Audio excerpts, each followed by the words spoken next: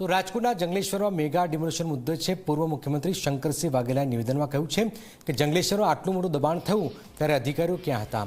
આ વિસ્તારના અમુક લોકોએ પોતાની જિંદગીની મૂડી અહીંયા નાખેલી છે।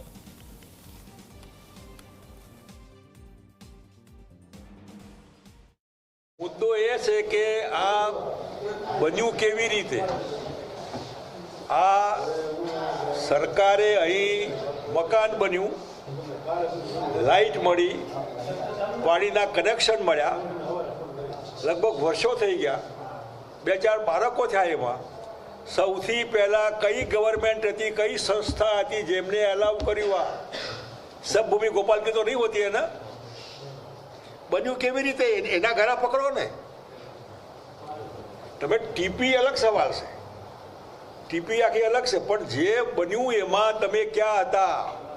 ગઈકાલે કેમ કોઈ નહોતું? અને ગરીબ લોકોની મૂડી, આખી જિંદગીની પસીનાની કમાણી તમે તોડી નાખો છો। એ વખત તમારે ના પાડવી હતી ને જ્યારે બનતું ત્યારે। એ વખતે કરપ્શન બધું ભાગીદાર, લાવો રૂપિયા, લાવો રૂપિયા। અત્યારે બી રૂપિયા એનું નથી તૂટતું એનું।